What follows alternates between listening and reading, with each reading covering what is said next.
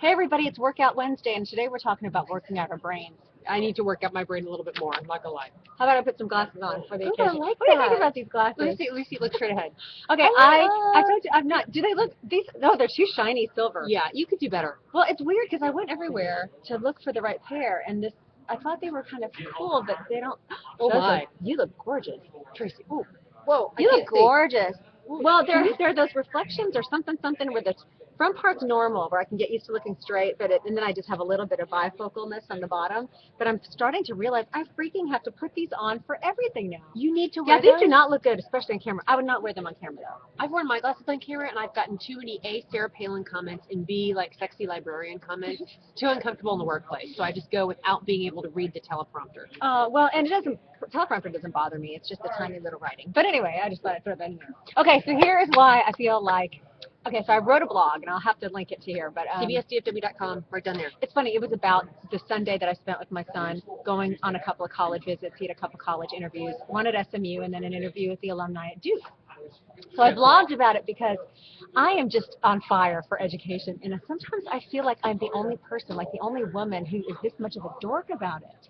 And I shouldn't even say dork, because that puts me in a position too where I'm being critical of what I think has been, for me, the most important thing when it comes to where my confidence comes from. It has come from doing well in school and trying to get into a school that was a little bit above whatever. I don't even want to say just above the norm. And yes, it was more expensive. I went to Vanderbilt University. But there was something about that I noticed when I went out to Hollywood and I was doing a bunch of fun stuff with my singing and all that when I would say, oh yeah, I go to Vanderbilt, they would go, oh, what? Like, you're not a dumb blonde?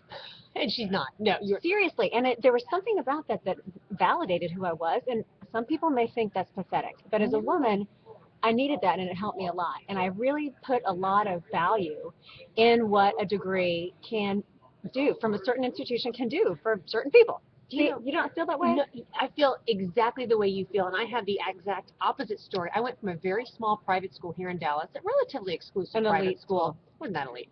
But then I went to a public university, University of Houston, which, quite frankly, my sophomore year in high school was more difficult than my entire time, except for one physics class at U of H. And I'm almost embarrassed now by my educational experience because it was painfully simple. I was already working in my desired field by the time I was a junior in college. I was interning for the Rockets. Then I got a job at the CBS affiliate in Houston, and there was nothing that my school could have taught me. There's not a single thing I use from college that I apply to my current situation Not nowadays. a single not thing. a single thing. And I think that's by virtue of what I do for a living and how far our industry has grown in the almost 20 years it's been since I graduated college. But at the same time, I'm so glad I ended up going there because it was the perfect life experience for me. I worked for the Rockets. I got an NBA championship rank. I made lifelong friends in the media community and Houston area that I still have and still cherish to this day. But whereas you have that pride of going to an elite, wonderful university, I'm so embarrassed nowadays. You don't even want to tell people that that's girl in the ghetto at U of H. Oh yeah. Wow. Oh, yeah, I'm embarrassed by it. I would tell you, my freshman year, we were forced to take so many electives and just liberal arts school. So we had to take everything from philosophy to these tiny little specialty psychology classes just for honors freshmen, to art history, to the big biology classes. And being exposed to these subjects I would never give a rat's butt about has helped me so much in my career, because I feel I'm not super well versed in any category, but at least I've been exposed to the major philosophers of the world, to the major pieces in art history. And you know this, maybe you had an excellent high school education is what you're saying, and I did too, but not to that degree. So I actually feel like I apply much of what I've learned at Vanderbilt University almost every single day. Really? And more than anything, it equips me. And I felt this way my whole life, and I'm grateful for this. My dad was one of 5 kids, and I have 3 brothers that I really grew up with. My dad always expected tons from me. He always treated me just like all the boys. And when I got to Vanderbilt and that Southern mentality, I did notice that those women there were not considered equally intelligent, and they were all after not all. Many were after just getting married and moving on, and I was like, what is wrong with you people? I felt so different.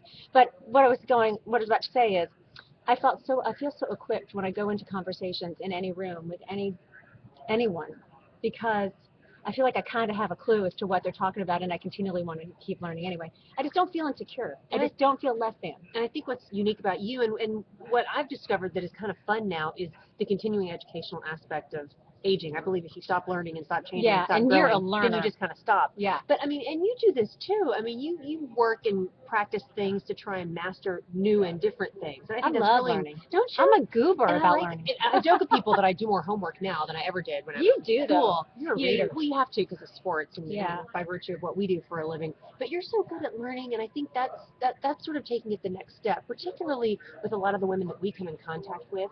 I feel some of those women who maybe did go ahead and get married, and instead of practicing what they learned in school, they stayed at home and they just kind of. At least, but I love it because you can drive your kids. And Certainly. There's certainly a lot to be said for making sure those kids then have their tutors and you work with them on their writing. I mean, that's always been such a key. No matter how tired I was, I'd get home and work on those papers with those kids until they learned how to write. That's a good lesson. But I think the moms should continuing to learn as well. And listen to me, continuing to learn. You can tell I went to University of Houston. Continue to learn as well, because and it's easy for me to say that now, but I totally think the moms who are maybe at home, you can sign up for free courses online. Hey, Steve Dennis. Excuse me. Stimulation. Excuse me. I heard you guys had a beer. Actually, it was a shot of tequila. He will never come on and do these with me. I'm always asking him to do YouTube chats with me. Crazy Steve is also another smarty pants. Is he a smarty pants? He's more cerebral than you would think. I'll put it that way. And that may be the final point. I know I sound like a goober, and we don't want to be high and mighty. I think it's a beautiful thing when you can be a smarty pants, an intellectual, have attended a great university or not, and still downplay it and don't throw it in people's faces and act pretentious like you're some brilliant person. Can I tell you? So obnoxious. I used to cover a baseball player who did just that. He didn't even attend. He went to community college, and you know who I'm talking about. Most pretentious. I'll tell you when we stop this. Anybody who covers or follows baseball knows exactly who I'm talking about. No longer with the team that I cover on a regular basis. But he was one of those people who would try and let you know how smart he was. And then my whole thing is, if you have to tell people how smart you are, how wealthy you are, how fabulous you are you really how that rich you are, wealthy, or fabulous? I don't think so. Mm-mm. Anyway, that's my soapbox. Okay, well, mine too. I just wanted to share that. So if you're encouraging your kids to go to big universities, you know what? Go for it. Just get your kids to. Gosh, if you can get. I think every kid should go to college. That's how I feel. No matter what, no matter where, do it. Okay. Sorry, not very Botoxy today. It's Mental Workout Wednesday. Let's put my glasses on and say goodbye. Thank you. Goodbye.